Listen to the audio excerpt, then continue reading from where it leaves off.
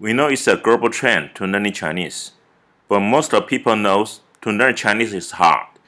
Is there any smart way to learn Chinese? Today I'm telling you a way is to learning Chinese allegories. That's called 歇后语. Traditionally, we learn Chinese, we need to start from very basic, like 你好, hello. Then there's a long way to go. Then I can tell you to learn from Chinese allegories will be a better way. We have 3 examples. The first case is in November 2021. Elon Musk tweeted out a Chinese poem about beings that he labeled humankind. He said, Humankind, then is Chinese poem. 煮豆燃豆萁，豆在釜中泣，本是同根生，相煎何太急。Actually, 本是同根生，相煎何太急 is a Chinese allegory. The poem is known as the 7 steps verse and is translated as follows. Beanstalks are ignited to boil beans. The beans in the pot cry out, We are born of the same root. Why should we incinerate each other with such impatience? Here's what it's possibly about. Elon Musk critically tweeted a Chinese poem about beans. It's a classic poem that an allegory for a power struggle between 2 prominent brothers in ancient China. Musk hasn't revealed why he tweeted the poem, but people are speculating that it might have to do with the Dogecoin. The second case was Mark Zuckerberg. When he was in a speech in a Chinese university, he indicated a Chinese proverb that is 只要功夫深，铁杵磨成针. That is, as long as you work hard, a piece of metal can become a needle. That means perseverance will prevail. The third case is Rosamund Pike's kids told her to say, take your trousers off to fart in Mandarin. That means 脱裤子放屁 in Chinese.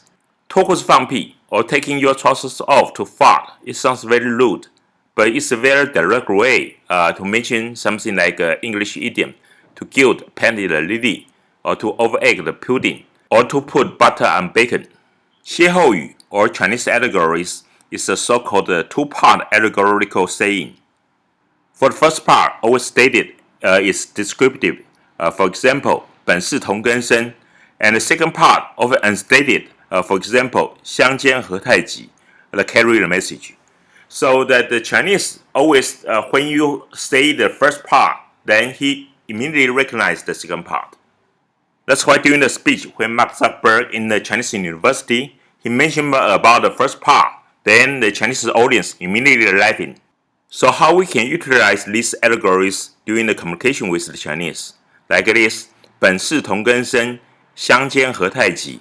We are born of the same root. Why should we incinerate each other with such impatience? Then what's the context? You can tell the Chinese counterpart, say, we are brothers.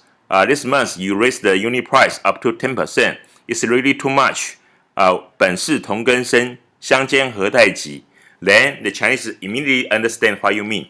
Then the 脱裤子放屁，多此一举. Taking your trousers off to fart. That's just like carry coats to Newcastle. Make an unnecessary move. So what's the context? You are telling the Chinese counterpart you are doing something unnecessary or redundant, like put butter on bacon. Another interesting Chinese allegory is 猪八戒照镜子，里外不是人. 猪八戒 is pig in Journey to the West. It's one of the 4 greatest classical novels of Chinese literature, which carries a rake as a weapon. It looks like in the mirror, neither he nor his reflection is anything but a pig. It means trying to please everyone and ending up pleasing no one. When you are in such a situation, you feel like 里外不是人. For example, you tell the Chinese counterpart, my manager requests me to do this. However, our director asked me not to do. I really don't know. That's 猪八戒照镜子，里外不是人. So you want to learn Chinese? There's 2 options. The first option, there's 9 steps. The first step is decide if learning Chinese is right for you. The step 2 is find some Chinese learning materials. The step 3 is learning Chinese pinyin. The step 4 is start speaking Chinese. The step 5 is start listening to Chinese. The step 6 is get your head around the Chinese tones.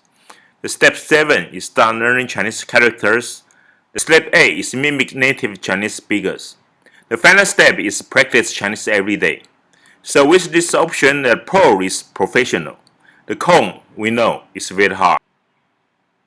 So we have option 2, only 2 steps. The step 1 is learn just 200 Chinese allegories, and step 2 is utilize any one of them in speaking or writing.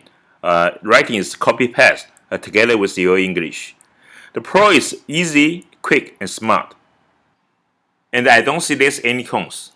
So with this way, both of your Chinese or Western friends will be amazed by your Chinese knowledge. That's good, right? Okay, if learning Chinese allegory is a good idea, then we need to learn how to learn. We have 20 sections. There are 10 allegories in every section.